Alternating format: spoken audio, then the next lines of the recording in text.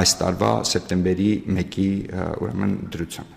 Այս թվայնացման գործիքան կազմը վարորդական վկայականի հետ կապված սրանով ինչ խնդիր ենք լուծում, միայն այն, որ եթե վարորդների մոտ փաստացի չի լինում վկայականը, բարեկային ծառայողը չի տուգանի, թե այլ, ասենք, համակարգային կամ չգիտեմ, ինչ-որ այլ խնդիրների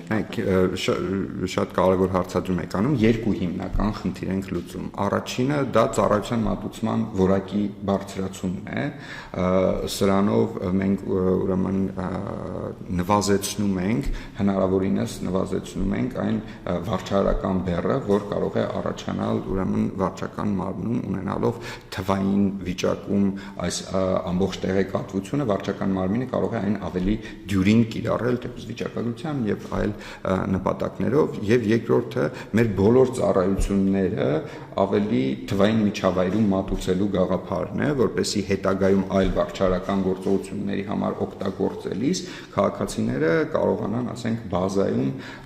ուրեմն ունենալ իրենց այդ վկայականները եւ սրանք ուրեմն հենք են նաեւ արդեն, որպեսզի մենք կարողանանք տրանսպորտային միջոցների հետ կապված գործարքները եւս իրականացնել on-line միջավայրում,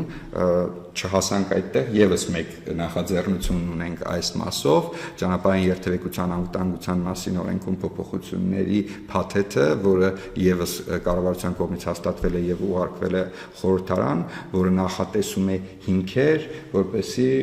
ուրեմն մենք կարողանանք ծառայությունը մատուցել on-line միջավայրում, այն է հաշվառման ծառայությունները, տրանսպորտային միջոցի հաշվառման ծառայությունները մատուցենք on-line միջավայրում եւ տրանսպորտային միջոցի առուվաճառքը եւս իրականացվի on-line միջավայրում, դրա համար արդեն կառավարության համապատասխան որոշում կար, որը եւս ընդունվել է։ Այս ամեն ինչը մի կոմպլեքս է, օրենսդրական փոփոխությունների կոմպլեքս, ենթաօրենսդրական փոփոխությունների կոմպլեքս, ինչպես նաեւ թվային ենթահամակարգերի ձևավորման կոմպլեքս։ Բոլորը անհրաժեշտ է ունենանք, որպեսզի մենք կարողանանք մեքենայի հաշվառումը,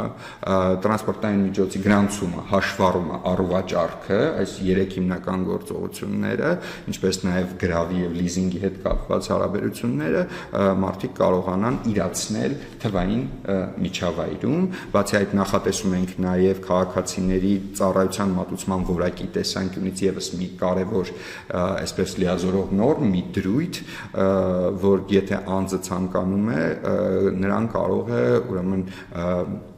պետհամարանիշը, ինչպես նաև հաշվառման վկայագիրը առաքվել։ Այս դրույթը եւս ուրեմն նախատեսվել է օրենսդրական փոփոխություններով փոստային ճանապարհով առաքումների համար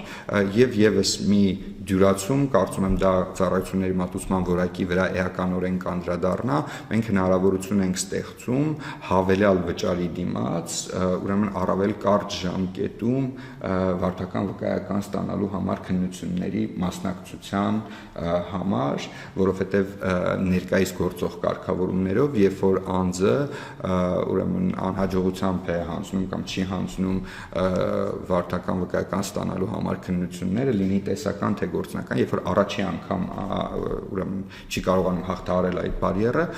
նա կարող է միայն 7 օր անց ուրեմն մասնակցել նոր քննությանը, իսկ եթե երկրորդ անգամ եւ հաջորդական անգամներ